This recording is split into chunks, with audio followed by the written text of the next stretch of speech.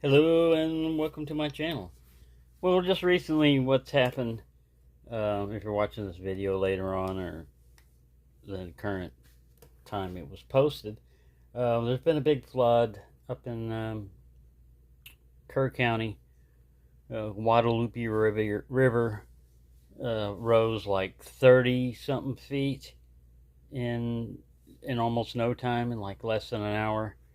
And again, that shows the importance of having not necessarily shortwave, but weather band. And if you've got a weather band radio that has an alert function on it, what you can do is turn this thing on, and it's not going to continually broadcast the weather alert, thing on that frequency. It's going to monitor all the weather bands for an alert tone. And when that comes on, it comes on and it warns you. Now, the problem with that camp was cell phones were not allowed in Camp Mystic, because it's kids out there. You don't want them playing with their cell phone and looking at Facebook and all that other crap. So a lot of times they just restrict it. You can't have it. Um, Sometimes if your cell phone has a warning feature, a lot of people disable that because it's just like the weather alerts. A lot of times, warning, the flash flood could occur. They always do that whenever it rains, whenever it starts gathering up enough water accumulation and flooding is happening. They keep saying it, and a lot of people don't even think about it. Um, it's tragic what happened, but rather than blame, finding the blame and everything, it's better to try to find a cure or a prevention or a way of preventing that from happening. And this would have been one of it.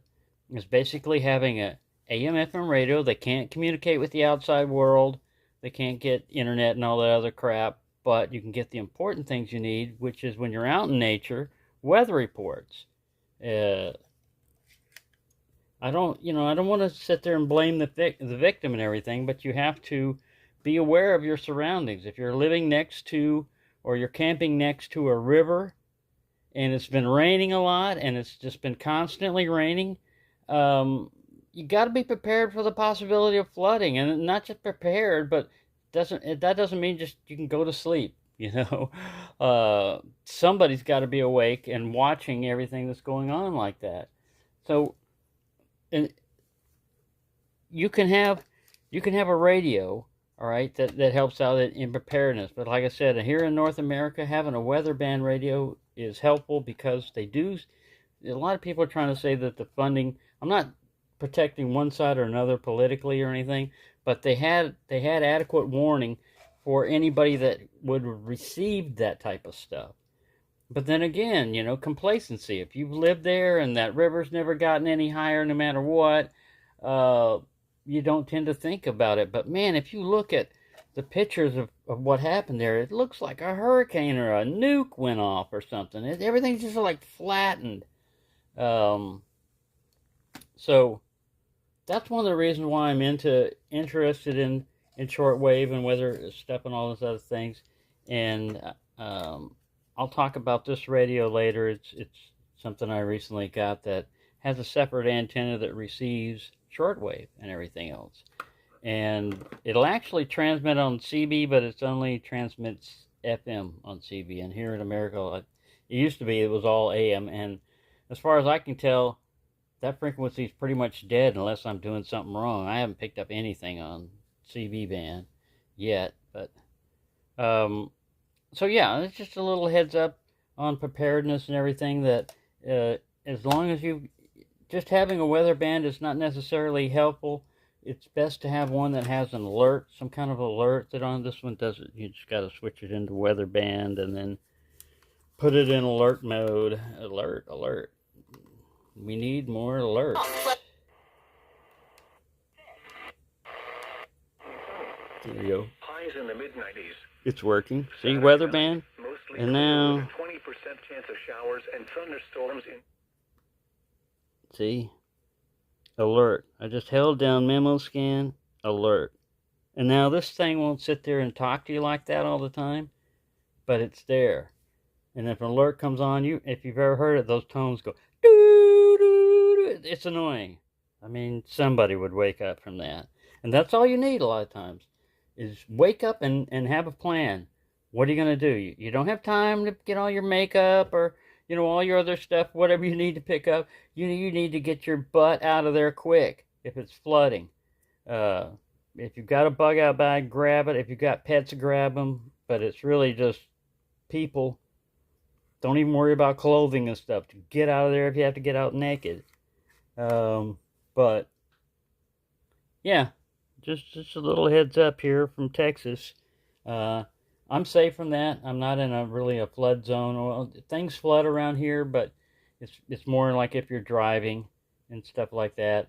I live on a second floor apartment complex balcony, so I mean, well, not balcony. I live on the second floor.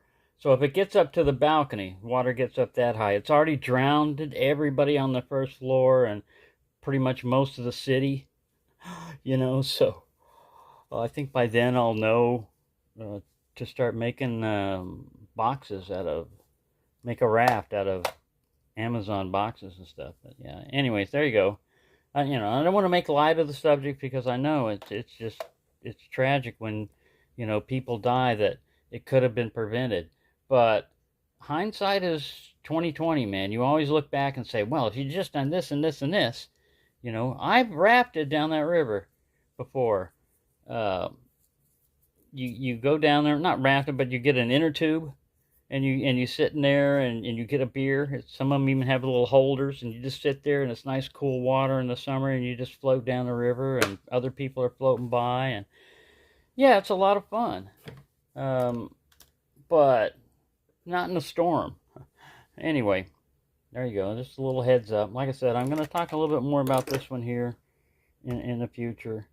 But I just wanted to talk about mainly, the importance of being aware of the weather. It'll warn you of fires, floods. It's called all hazards, weather radio. So as long as they've got, I'm not saying that cutting funding didn't have anything to do with this, because they don't have enough forecasters, but they've never have enough forecasters. And my particular area, DFW type area, is fairly well staffed. They say they're only like about 1 or 2 forecasters short. And really, yeah, it helps to know about the weather. Before, if you could read the clouds or anything, it really helped you out, just know where the wind's blowing and all this other stuff. But this helps. You can go to sleep with one of those, and if there's an alert, I guarantee you it'll come on with one of these unless your battery runs out, But there you go. Thank you for watching, and have a nice day.